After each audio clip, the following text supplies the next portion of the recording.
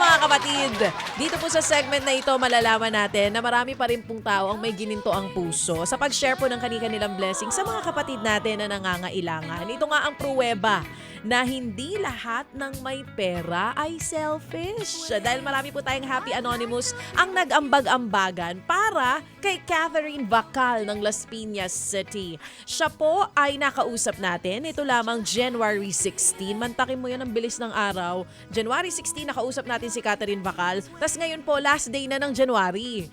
Nung nakausap po natin ito, ang sabi niya, eto nga raw matatanggap niya na tulong ay para po sa kanyang pinsan na si Ruth Daigo na mayroon pong karamdaman ngayon. Lahat po yan ibibigay niyang tulong. Kasi kahit nangangailangan sina Catherine Bacal para sa kanya, mas nangangailangan po etong ang kanyang pinsan, si Ruth Daigo. At ngayon po meron siyang update sa atin. Mga kapatid, ito pong pinsan niya na may stage 5 kidney cancer ay 32,500 pesos na po ang total ng tulong na natanggap. At ngayon po ipapakita natin ang pinakabagong update galing sa kanila. Makikita po natin mamaya itong video ni Ruth ng kanya pong pagsakay sa ambulansya para pumunta na po sa National Kidney Transplant Institute.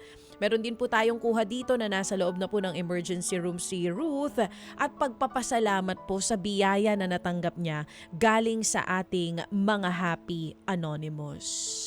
So ito mga kapatid, panoorin at pakinggan po muna natin ang update galing kay Catherine Bacal at sa kanya pong pinsan na si Ruth Daigo.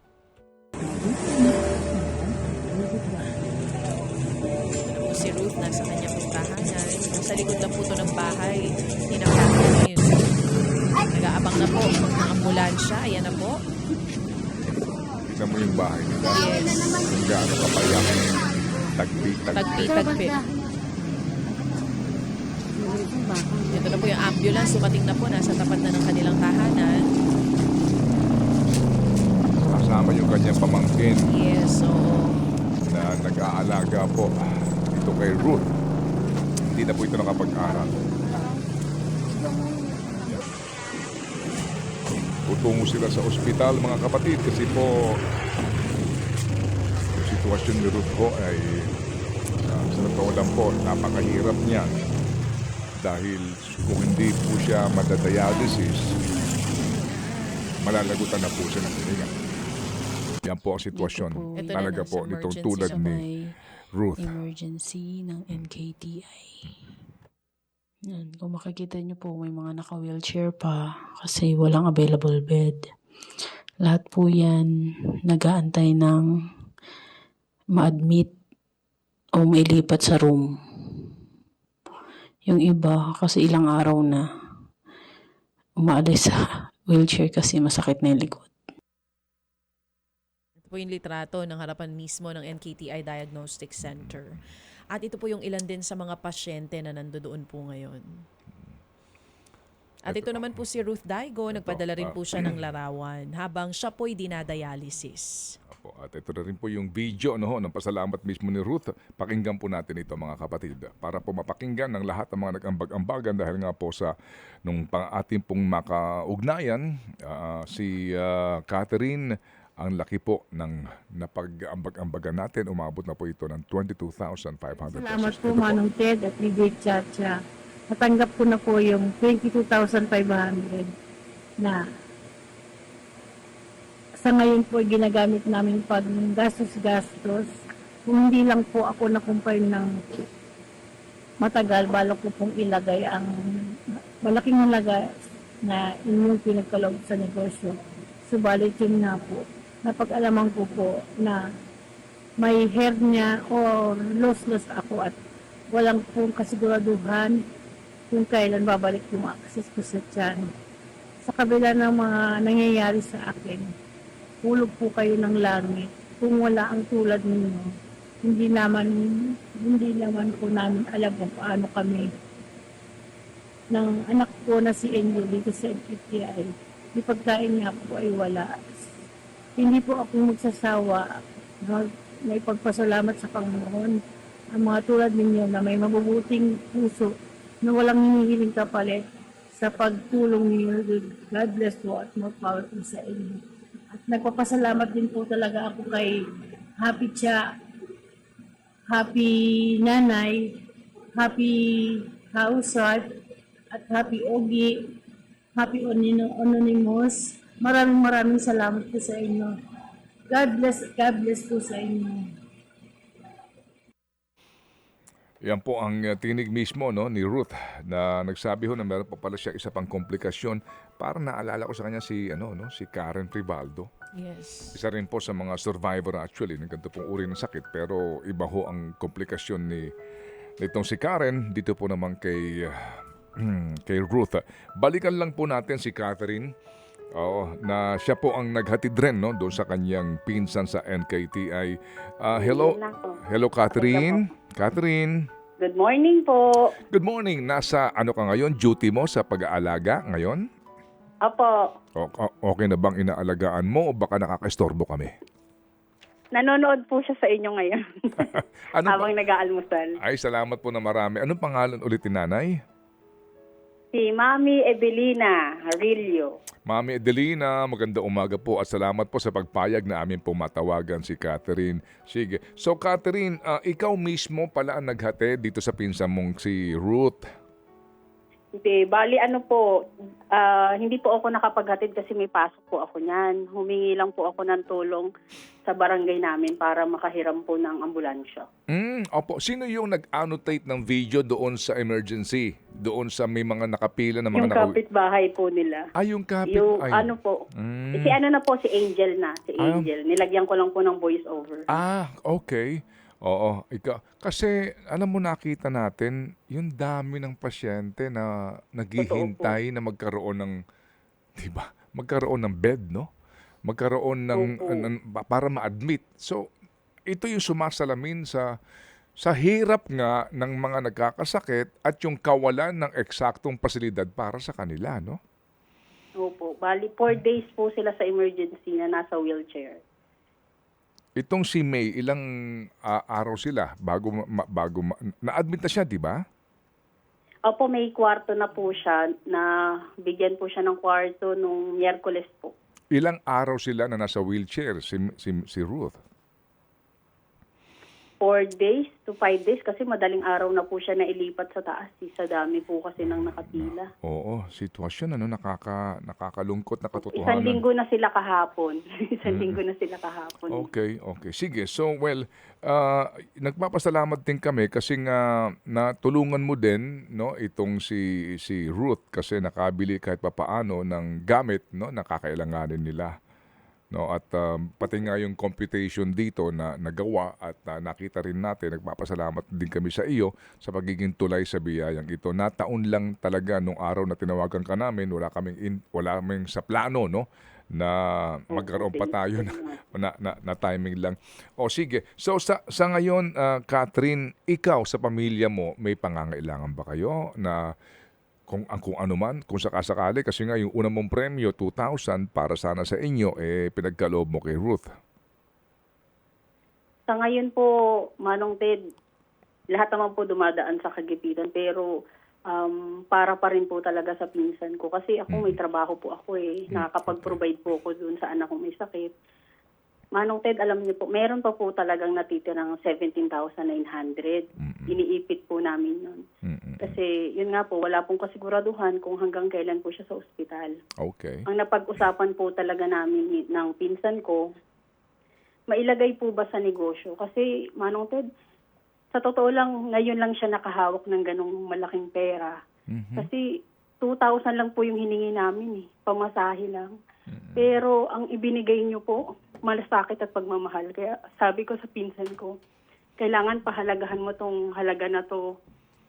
Ayoko pong maubos na lang ng ganun Gusto po sana namin na mailagay sa negosyo. Kumbaga, maging may kasiguraduhan po ba na makatawid lang po sa pang-araw-araw na pangkain. Kaya lang, ngayon nga po, nag-aantay pa po siya ng operasyon po para dun sa hernia niya. So sabi po ng doktor, ngayong Friday, operan siya. Tapos hindi pa po alam kung kailan po yung recovery kasi pauuwiin muna po siya, hindi muna po gagamitin yung sa tiyan niya. Kaya hindi rin po namin na ituloy yung negosyo na para po dapat sa kanila ni Angel, dun sa harap ng bahay nila. Ano bang negosyo ang iniisip dapat nga nitong sila Ruth, kayo doon sa harap ng bahay nila? Ano bang uri, ano bang, Kasi yun sa kalagayan niya po, hindi niya na po kakayanin na mamili po ba, mamalengke. Dapat po talaga yung kahit maliit na sari-sari store. Pero nasabi ko nga sa kanya, mahirapan ka kasi mamamalengke ka. Bawal naman po siya maglakad ng malayo, magbuhat. Ang naisip po namin yung piso net, yung hinuhulugan po ng piso, 5 piso. para sa internet connection? Oo. Opo. Sige, so, siguro ganito, Catherine, so we take this one step at a time, ooperahan siya, so yung 17,000 kaninyo na tinatago ninyo, palagay ko baka naman pwede yun nga muna ang ating hawakan para doon sa posibleng pangangailangan nitong si Ruth, pagkatapos sana nga maging matagumpay ang operasyon. And then, bigyan mo kami ng update, no? Oo. Kung sakasakali, maari naman din nating maipundar yan, yung gusto ninyong negosyo para may kahit papaano, may kinikita na kahit na kaunti lang pandagdag sa pangangailangan ni Ruth, no? Okay? Totoo po.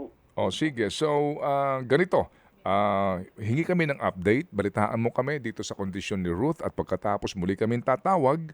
No, pero ngayon pa lang, bigyan ka na namin ng dagdag na 2,000, ihiwalay mo na ito doon sa piso net ninyo. Kasi ngayon pa lang may nakikinig sa atin, si Happy Mega, nagsabi niya na, sige, mag-ambag na ako ng 2,000 doon sa iniisip niyong hanap buhay para kung sakasakali nga na makauwi na si Ruth at ang kanyang anak. Okay? Thanks God, opo. May nag-add din. Si Okay. Happy 11 nagdagdag na din ng 2,000 piso. So, 4,000. Oo, para din Sige. dun sa pangnegosyo nila. Sige. Pag-isipan lang daw maigi kung ano talaga Sige, ang negosyong gagawin. Ihiwalay na natin ito ngayon, Catherine, klaruhin ko lang, no? So may hawak pa kayo para nga kasi hindi nyo alam, no? Ang gastusin dito sa panibagong pagsubok sa kalusugan ni Ruth. Pero ihiwalay na natin ngayon. Ngayon pa lang, no? Meron ng mga gustong tumulong sa inyo sa inyong iniisip na kabuhayan ni Ruth at ang kanyang anak. Okay? Opo. Sige. Salamat na Manong marami. Ted, pwede opo, sorry po.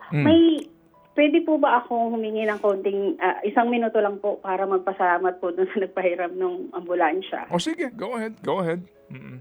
Opo, papasalamat po ako dun sa barangay cafe namin kasi noong 2023 pa po, in case of emergency, kahit anong oras po, nakakahiram kami ng ambulansya, patakbong NKTI, tas nagamit din po sa anak ko. Si Kapitan Generoso Miranda, pati po dun sa barangay admin po namin na lagay kong tinitext para po makahiram ng sasakyan. Tapos dun sa church namin sa patuloy na pagbibigay po ng panalangin kay Bishop Joey Lapitan po, tsaka sa pastor namin, kay Dominic Modesto po. Maraming salamat po. Kasi hindi po kami pinababayaan. Napakalaking bagay po yung panalangin.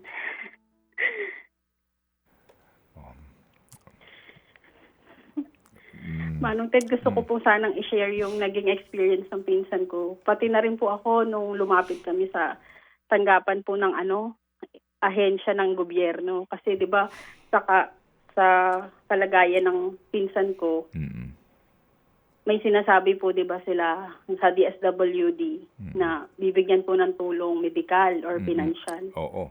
Noong 2023 po kasi nung na-diagnose po siya, may nakapagturo po sa akin na pwede kami lumapit. Noong 2023 po kasi ang una ko nilapit yung anak ko para po sa wheelchair ng anak ko.